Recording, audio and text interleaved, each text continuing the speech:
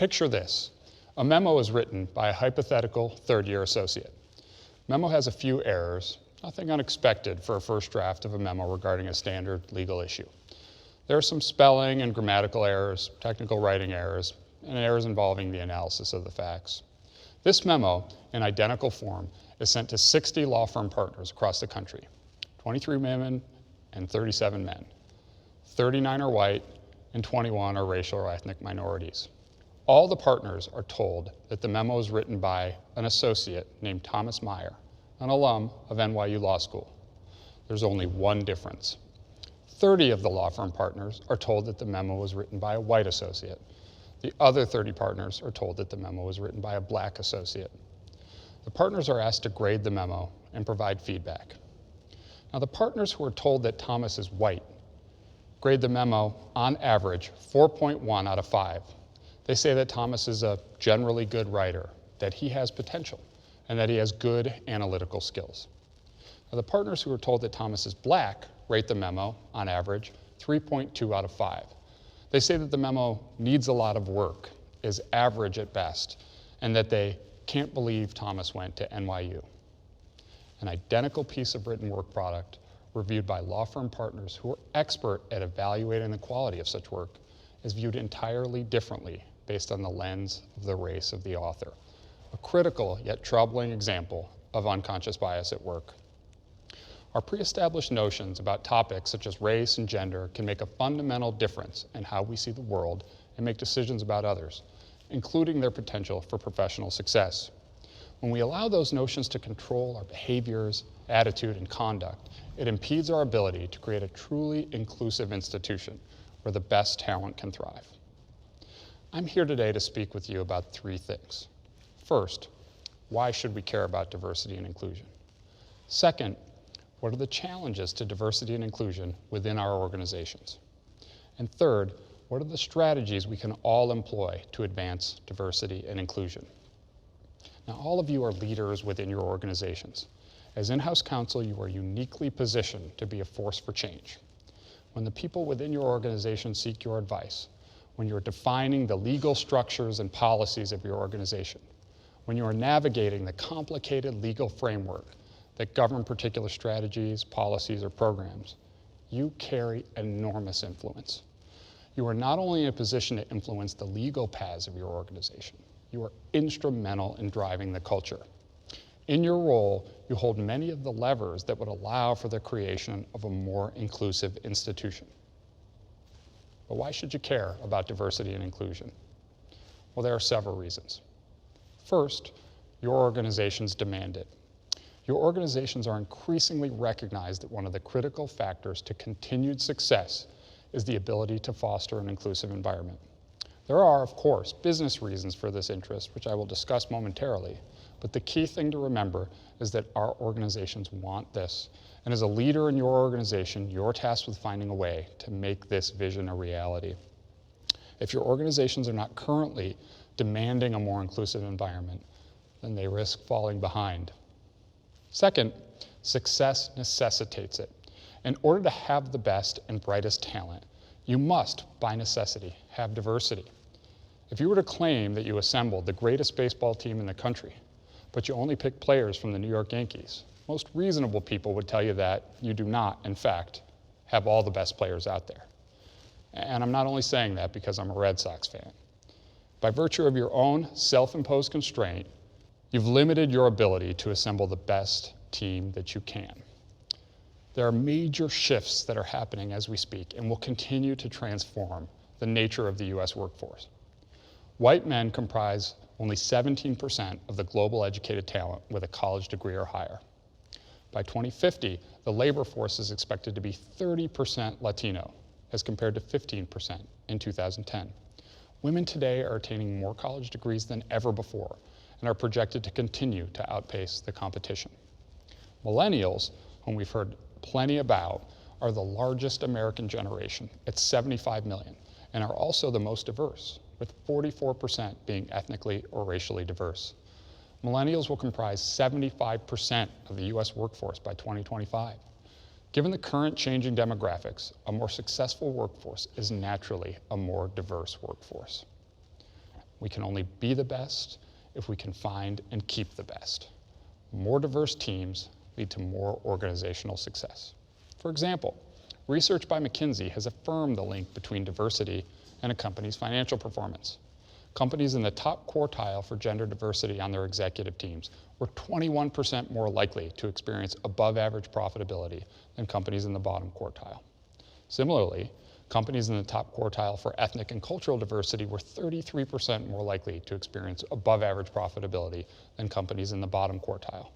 Gender, ethnic, and cultural diversity are all correlated with profitability. And, in contrast, companies that are not diverse on these measures are more likely to underperform their industry peers on profitability by 29%. Third, your customers reflect it. As your organizations continue to grow and continue to serve a wider and wider spectrum of the population, they inherently serve a more diverse consumer base. The demographics of our country are rapidly shifting. We are becoming more diverse, and this diverse population spending power has increased substantially. U.S. multicultural buying power increased by 415% from 1990 to 2014. By 2060, the U.S. Census projects that the ethnic minority population in America will constitute nearly 60% of the total population, with Hispanic and Asian populations growing the fastest. Your organizations need to be able to serve this changing consumer base in a meaningful way. The only way to serve them is to understand them. You can only begin to understand them if your organization reflects them. And finally, perhaps most importantly, fairness requires it. With a more inclusive organization, your solutions will be better, your customers will be happier, and you'll be more successful. All of that is true. But at its very core, inclusion is really about fairness and equity. It's about creating an environment where everyone has the opportunity to succeed.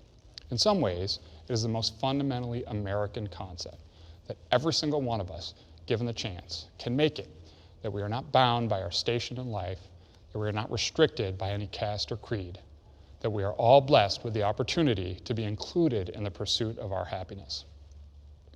By now, I hope you have fully understood the very real and very consequential benefits of inclusion. But so many of us, both law firms and in-house departments, continue to struggle. In fact, law firms and in-house legal departments are nearly identical in our current diversity composition. Only about 15% of our lawyer populations are racial or ethnic minorities. So, if inclusion is such a great thing, and we know it is, why haven't we all been able to achieve it? Because it's not easy. And what are the challenges to diversity and inclusion? There are several challenges that impede our ability to create more diverse and inclusive organizations. Now, the first challenge I want to talk about is unconscious bias.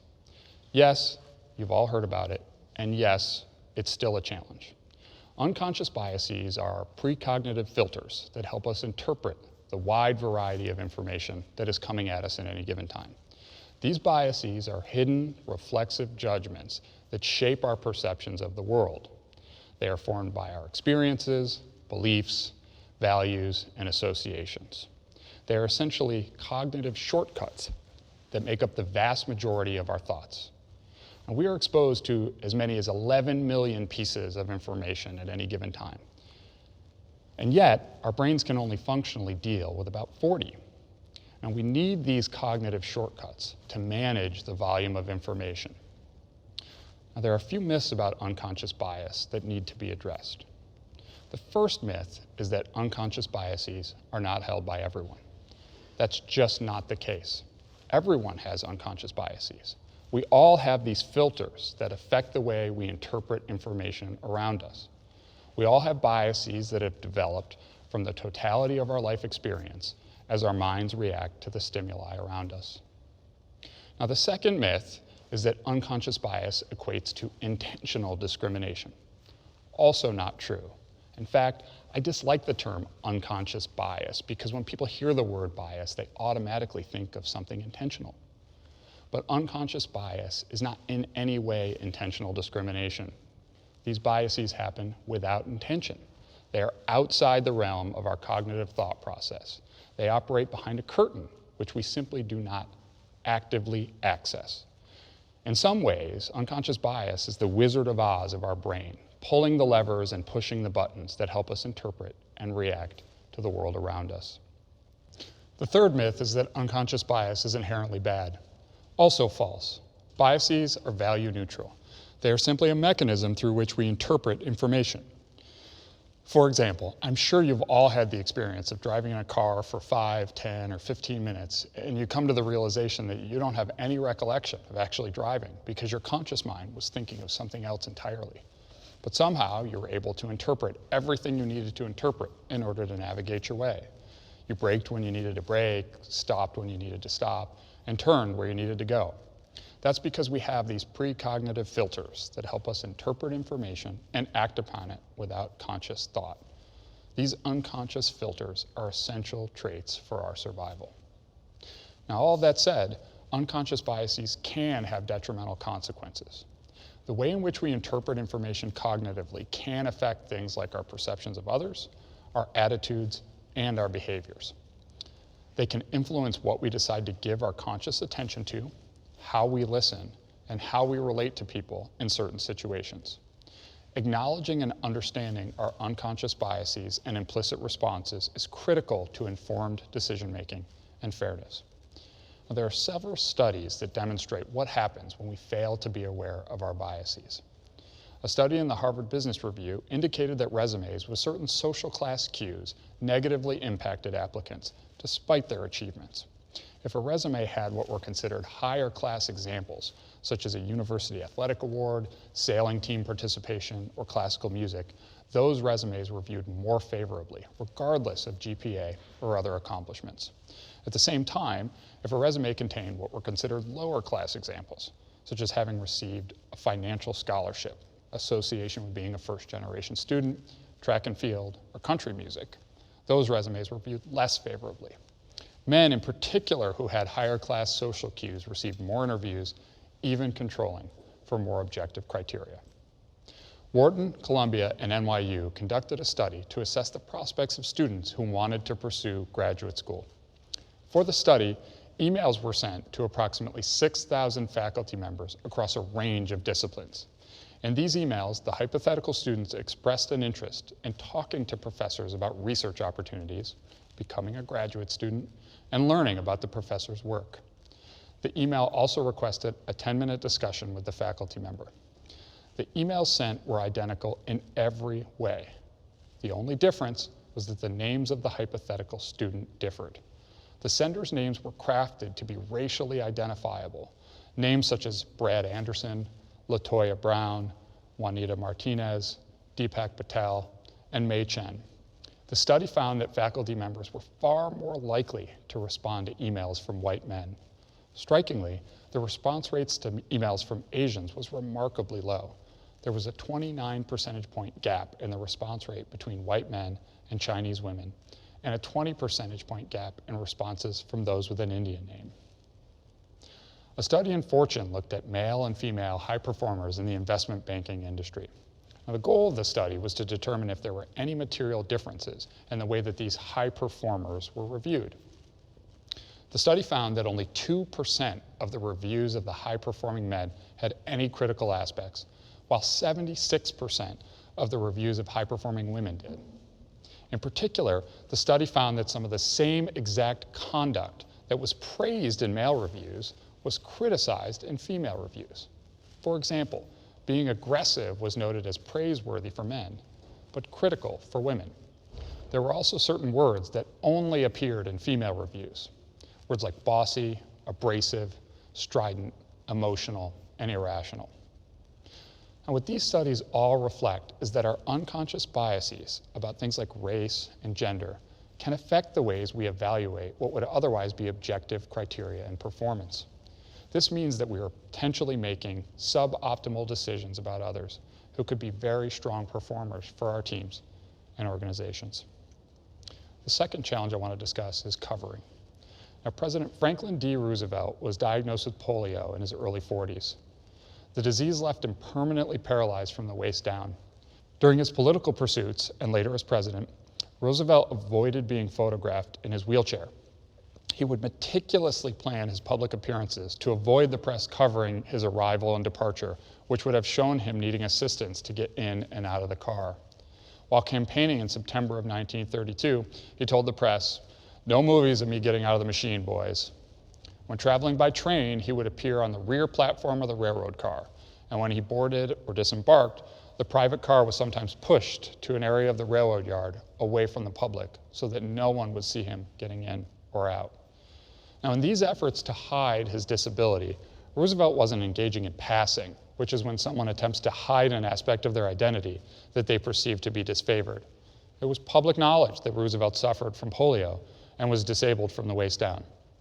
Instead, Roosevelt was engaged in covering. Professor Kenji Yoshino, who is well known for his analysis of the concept, defines covering as toning down a disfavored identity to fit into the mainstream. It is downplaying an identity that is already known to others. In other words, the identity is disclosed, but the individual seeks to mute its significance. Now, Yoshino has identified several famous examples of covering. Ramon Estevez changing his name to Martin Sheen in order to cover his ethnicity, or Margaret Thatcher training with a voice coach to lower the timbre of her voice in order to cover her status as a woman. Now, in the case of Roosevelt, Yoshino states that he played down his disability so people would focus on his more conventional presidential qualities. Roosevelt, like others who cover, was bowing to an unjust reality that required him to tone down his stigmatized identity to get along in life. There are several broad types of covering: appearance, affiliation, advocacy, and association. Covering related to appearance refers to altering one's self-presentation, which can include grooming, attire, and mannerisms in order to blend into the mainstream. For example, a black woman may not be comfortable with her natural hairstyle and rather adjust it in some way to make it closer to the mainstream. Covering related to affiliation refers to individuals avoiding behaviors that are associated with their identity, often to negate stereotypes about that identity. For example, a first-generation professional may not volunteer that he or she grew up in a low-income household, or that he or she was the first to go to college because of fear of being rejected. Covering related to advocacy refers to how much individuals stick up for their group. For example, a woman may decide not to bring up gender issues at all, even though such issues may be prevalent and personally meaningful to her.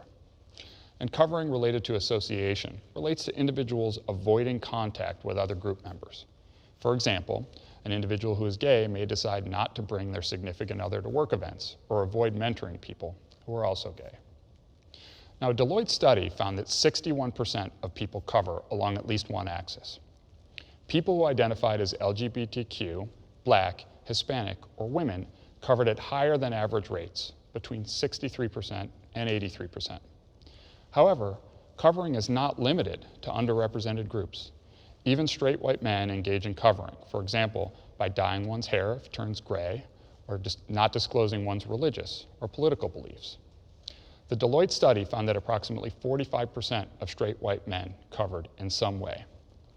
And the reason that many groups feel pressure to cover is because of our social contracts. For example, we saw above with the unconscious bias example, women and minorities are acutely aware of how they are treated differently and how their performances are viewed differently when viewed through the lens of their race, gender, or sexual orientation. This experience creates enormous pressure to cover and downplay those characteristics. As such, the drive to cover is not based on an unfounded or oversensitive reaction to one's environment. Rather, it is based on a realistic assessment and an understanding of consequences. Now, covering is detrimental. It takes an enormous amount of energy to cover. It is damaging to one's sense of self. It can significantly decrease one's sense of opportunity within an organization. And it can significantly decrease one's commitment to an organization. This is devastating to our ability to foster inclusion within our organizations. We spend so much time, energy, and resources in hiring, training, and developing our talent. If, because of covering, those that are historically underrepresented cannot perform at their best and have lower sense of opportunity with and commitment to the organization, it should be no surprise that such individuals will not develop and remain at rates similar to others and consistent with their abilities. Now, the third challenge, social isolation. As we build a more diverse workforce at our respective organizations, we naturally have a larger percentage of traditionally underrepresented minorities. However, until our institutions are thoroughly diverse, we have to confront the challenge faced by underrepresented minorities in an environment that doesn't completely reflect their backgrounds. Being in an environment where you are underrepresented can have negative consequences on your performance. There are different ways in which this can play out. For example, underrepresented minorities may have a more difficult time finding mentors, may struggle with securing the best growth opportunities, may not receive the same quality of feedback, may have less of an opportunity to spend time with senior members of an organization, or may struggle in connecting with their counterparts. Social isolation can be a barrier to success for underrepresented minorities because it creates distance in relationships. Without the same opportunities and access as their peers, underrepresented minorities are set at a disadvantage in progressing through their institutions. Now, the fourth challenge I want to talk about is the gender confidence gap. Women's historical underrepresentation, particularly in leadership roles in corporate America, coupled with the factors we've already discussed, the effects of unconscious bias, covering, and social isolation, have led to another phenomenon facing women in the workplace, the gender confidence gap. Studies have shown that men tend to overestimate their ability and performance, and women tend to underestimate both, whereas the performances themselves do not differ in quality. For example, women are generally much more reluctant to make asks in all situations, including during salary negotiations, which men are 4 times more likely to initiate. A Hewlett-Packard study looked at personnel records to determine when people were applying for promotions. It found that women applied for promotions only when they believed they met 100% of the job requirements. Men applied when they believed they could meet 60% of the job requirements. And we should keep these statistics in mind when thinking about who to offer the next opportunity to, and whether we need to be more proactive in developing those we supervise. Don't mistake silence for lack of ambition or competence. That's often not the case, and you could miss great talent by overlooking those who are less outspoken. We know that the challenges to inclusion are several and well documented. They are often inherent and systemic. Were there an easy solution, it would have already been identified and deployed. But there is no easy solution. Rather, the commitment to create a more inclusive organization requires hard work and ongoing attention. And we can begin that hard work by directing our efforts to critical junctures, hiring, staffing, and evaluations and feedback, where key decision-making and progression occurs. It is at these key junctures where letting our guard down can put someone on the less desired path, and once they head in that direction, it becomes increasingly difficult to course correct. Instead, if we can mitigate the challenges of unconscious bias, covering, social isolation, and the gender confidence gap at these key markers, we significantly improve our ability to create a more inclusive environment. First, hiring. While some of you may not have as regular a hiring process as a law firm, every opportunity to hire is an opportunity to change the institution. While the volume of that change at any particular institution may be small, the incremental changes of all institutions working together can be tremendous. Many small steps can lead to one giant leap. There are a number of tools you can use during interviews to mitigate biases. First, ask candidates to tell you something about themselves that is not apparent from their resume. Surprising information can disrupt and weaken our biases. Ask open-ended questions and specific questions about accomplishments and experiences, which will help draw out candidates who are less confident or soft-spoken. Pick one or more questions to use with all candidates so you can elicit comparable information and ensure a fair review across the slate. Show interest in a candidate's personal background and interest, especially if they are different from yours. This will help boost the candidate's confidence, increase their engagement, and create space for them to be authentic. Avoid the halo effect, tending to see someone in glowing terms if they went to a particular school or have some other notable association. And limit the reliance on your gut reaction. While it is important to listen to your gut, of course, sometimes this reaction can prevent you from an objective assessment of a candidate. Second, staffing. In your institutions, you may be working with relatively small teams, at least compared to other teams within the institution, and so your staffing decisions may be more limited. However, again, small adjustments can add up to big change and a more inclusive approach. When considering how to assign responsibilities amongst the members of your team, consider the full breadth of your team. You should regularly assess whether you're dividing up projects and opportunities in an equitable manner.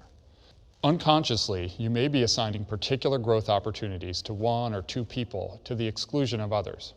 This may be because those individuals are explicitly asking for those opportunities, or because others are noticeably silent in their demands for those opportunities. But try not to let your staffing decisions be necessarily dictated by volume or frequency of those requesting particular opportunities. Rather, take a step back and consider your division of labor, both in the short and long term, so you can carefully assess whether everyone on your team is getting the same shot and the same growth opportunities. Third, evaluations and feedback. It is important to give regular feedback to everyone on your team, including both positive and constructive feedback. Your team members need to understand what they are doing well and, perhaps more importantly, how they can improve. If constructive feedback is not conveyed and the employee continues on that same track, it will simply increase the distance between you and that employee. It will deter you from giving that individual certain growth opportunities because you are reluctant about their ability to handle it. And it will increase your workload since you'll be less likely to delegate. That gulf will continue to widen to the point where mutual resentment sets in. Moreover, when you are thinking about providing feedback to someone on your team, consider whether you would provide the same feedback were that person to have a different identity or be part of a different group. In your feedback, focus on specific accomplishments, objective experience, and concrete examples of strengths and weaknesses. If you think someone on your team lacks ambition or confidence, is soft-spoken or tentative, has low energy, or does not quite fit within the organization, consider how unconscious bias, social isolation, covering, or the gender confidence gap might be influencing your perceptions.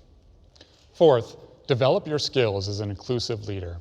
In addition to employing some or all of the strategies I've already covered, you should consider other ways to further develop your skill set as an inclusive leader. Consider the following. Reflect on your commitment to diversity and inclusion, and recognize that your belief in this work aligns with your personal values. Inclusion is more than just the business case. It is about fairness, opportunity, and equity. Become an advocate by educating other leaders to broaden engagement and buy-in at your organization. Be mindful of your personal biases and your organization's blind spots by considering whether current processes, protocols, or aspects of organizational culture leave too much room for unconscious bias to affect decision-making about others. Ask questions, actively listen, and reserve judgment. Lastly, and perhaps most importantly, be collaborative. Empower your team members and create a cohesive environment. Create an environment where individuals feel safe to share their diverse perspectives. Ensure that all team members are equally included and proactively engaged to reduce any isolation. Encourage autonomy and empower your teams by leading from the middle. These are some of the strategies that we can all employ. Many of these adjustments only require a more mindful approach to how we think, how we operate, how we react. Mindfulness can make monumental differences on our teams and in our institutions. I know that we're all extraordinarily busy, and the busier we get, the less time we might think we have for mindfulness. But it is precisely when we are at our busiest, when we feel that we don't have time, when we feel that the workload is simply too much, that mindfulness is more important. Because it is during those times where we become more vulnerable to misstep. If we set our sights on a more mindful approach at all times, we can make inclusion truly possible. As I mentioned at the outset, all of you are leaders within your organization. In your roles as legal counsel to your institutions, you have a monumental opportunity and responsibility. But I also recognize that your institutions are large and that it feels almost overwhelming to understand how you might be able to bring about fundamental, widespread, and lasting change. But here's the thing. Creating true inclusion starts with each one of us. We can all build inclusion by taking small, easy to implement steps. Hopefully some of the strategies I've shared resonate with you and feel doable. And remember why inclusion is so important and worthy of our time and dedication. It's important because it's a core tenet of our organization's cultures. It's critical to recruiting, retaining, and developing the best and brightest talent. It's critical to the ability of our teams to deliver the best results for our customers and clients. And our shared commitment to fairness and equality demands it. Thank you.